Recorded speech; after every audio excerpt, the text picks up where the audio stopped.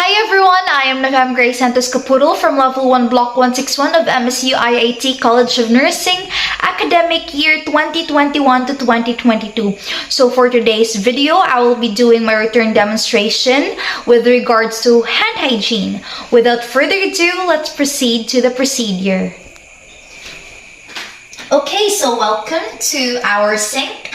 I have already mentioned in the previous clip what I'm gonna be doing. So let's start. As we all know, hand washing is one of the most important practices that every healthcare worker must do or perform to block or interrupt the chain of infection that happens basically in the healthcare setting. So in order to block that chain of infection, hand hygiene is one of the most important basic fundamental step, okay, that you need to undertake before doing any procedures. For example, going to the ER or like administering drug to your patient. Every now and then dapat mag-hand washing yun ta. So before proceeding to our hand hygiene process, we need to prepare the equipment that we will utilize.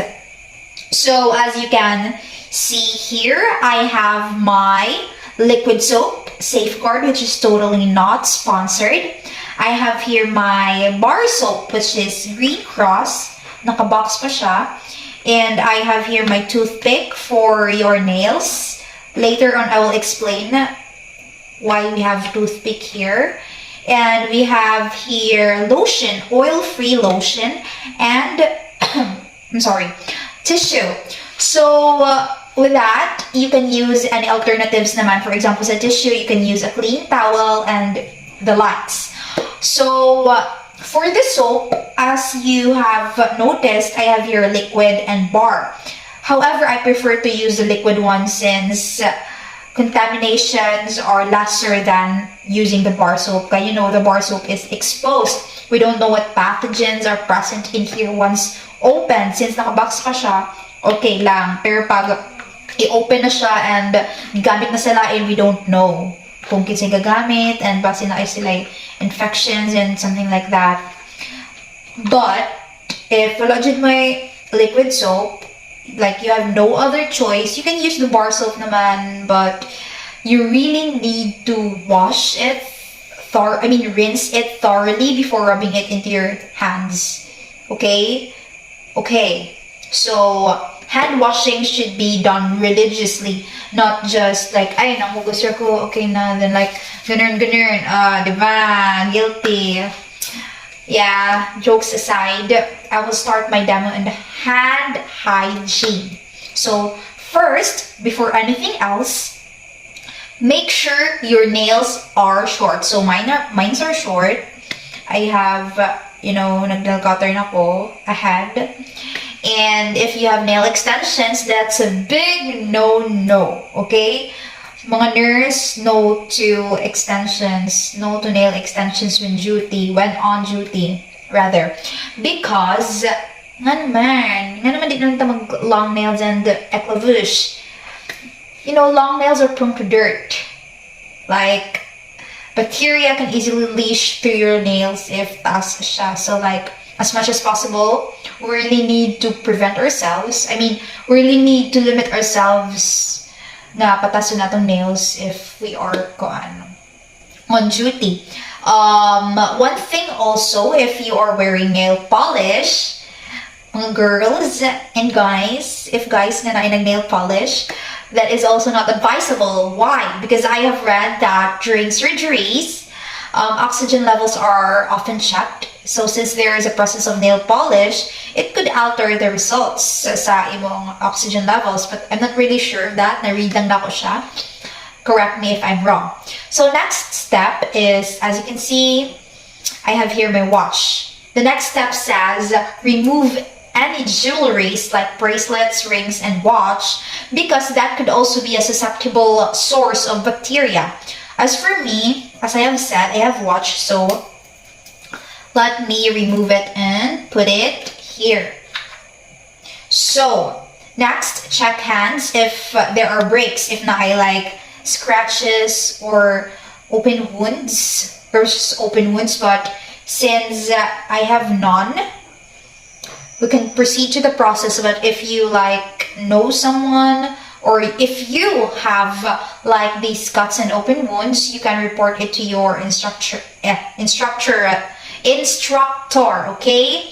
But since as of this moment, I have no, and we aren't on a face-to-face class, let's just assume that there are no cuts on my hand, which in fact, wala naman talagang cuts. So now, we will start off by turning on the faucet. Turning on the faucet. So, check. Okay, done at this turning on the faucet. Make sure it is running. So, running water. Check. On the faucet, check. Running water, check. So, you might ask, mali on man faucet like ahead of time bisan wala pa nag hand washing? Because it is to ensure that the temperature is just right. Not too cold and not too hot. So, just right. Make sure to also adjust the flow of the water so it won't splash on your uniform. So, as for this, murag okay naman siya. Dili man siya kaayo like magpisik-pisik. So, yeah, we'll just leave it as it is. So, asa na ganit ko? Dili magpisik-pisik. Because the pisik will also be a susceptible source of bacteria since ang pisik gikan din ari sa imuha. So, bacteria is everywhere. So, you can't be sure of that. So, make sure na dili ijud siya mo pisik. So, as for this, okay na siya. Bahala hinay lang basta running water. So, as for the, positioning of our hands, make sure that they are like this. Okay? Diagonal.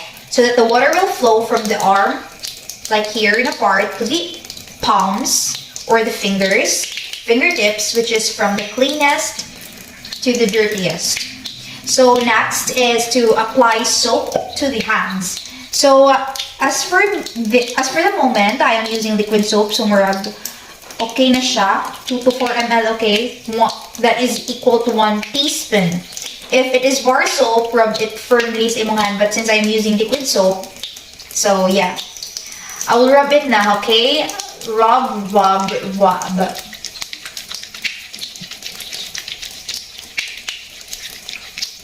So, as you can see, I am rubbing the soap na sa akong hands. Rubbing circular movements.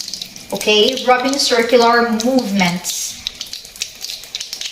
So, if na-spread na ni mag-ayo ang soap, like this, as you can see, dili siya visible kay muraga clear soap siya. So, okay na. Pero if like ikulangan pa ka, you just need to add. Since it's 2 to 4 ml, range na siya. Dili siya like exact value yun. So, imurang tagna. If like feel ni mo, 2 to 4 na siya. So, since the rubbing palms together is already done, until the soap is bubbly. Okay? First thing we need to do is to rub each palm over the back of the hand. So, when like washing your hands, you will sing happy birthday. Or dili lang always, okay? Kay basig kainan unsa mo siya, sing siya happy birthday, magdawo mo siya.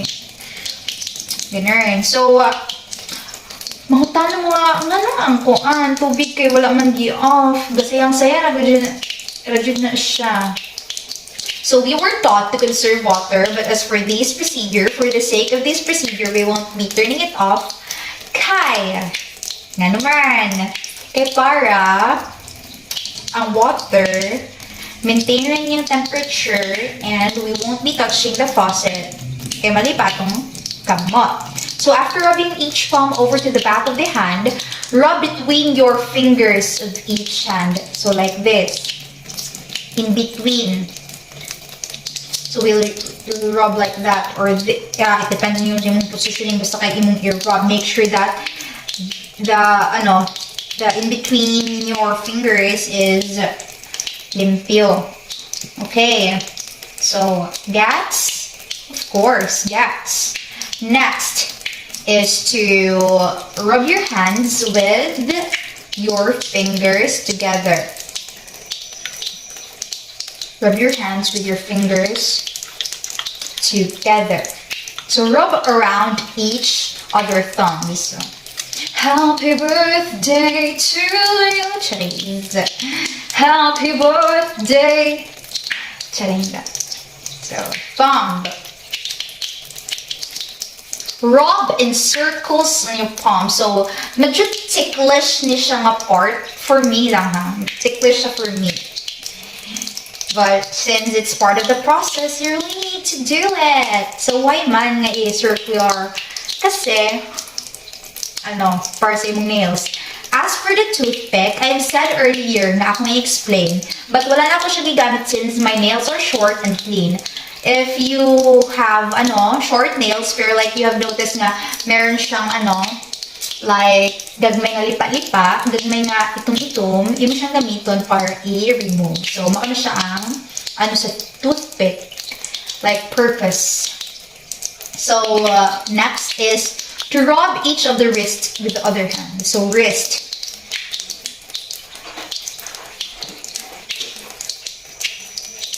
Okay, so that's more like 1 minute washing. So, rinse the hands na ta. For a 1 minute hand wash, ato ra siya ka dali. Okay, ato ra siya ka simple. So, I have assumed na gitudloan na to sa elementary years. Kaya I could vividly remember na gitudloan mo yung like proper hand washing. Pero sometimes, dili na ma-apply if lami kayong sudan. Charing, guilty. So, if you want longer, you will need to repeat the steps 5 to 8. Katong mga ing-ani-ani, ganun. Yung mo na siyang i-repeat if gusto nyo mo i-achieve ang 2 to 3 minute hand washing. So, if you see or if you notice na wala na kuan sa imong kamot, sabon, you will need to dry your hand and arms through the paper towel or the tissue. So, I have here tissue. I will get. So, ganun. Get lang ta. And pat. Dry. If you have paper towel, make sure na the other side, like, i-wipe yung other side sa imong right hand and the other side sa left hand. But since we are using tissue, dali ra siya mator, it's okay nga, unaon sa imong this nga hand, I deserve pa ang other hand. Pat dry lang, okay? Pat dry to prevent any scratches and abrasions. Kaya it would cause irritation if i-ana ninyo, okay? So, lastly, turn off the water using the paper towels. So, you see, ako siyang i-off using the paper towels that I use, and I have here with me trash bin sa kilid. So, discard. So, with that being said, we are done with our hand hygiene, and yeah, as you can see, my hands are already clean. My kikiam hands. Okay, so disclaimer, one of my insecurities are my fingers. Kaya mo siya kikiam. Clean, diba? Super clean. So, ato na siyang hipuson. We'll put it here. I mean, napadita yung lotion. I almost forgot. So, we will need to apply a little bit. But this is optional.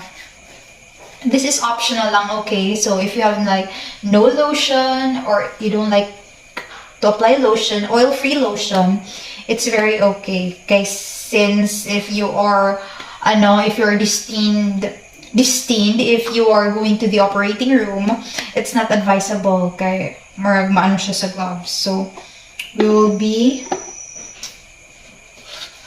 manghipos na ta.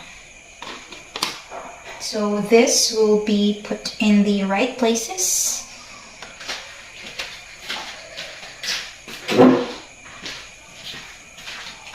So thank you for watching. That's it for our hand hygiene procedure.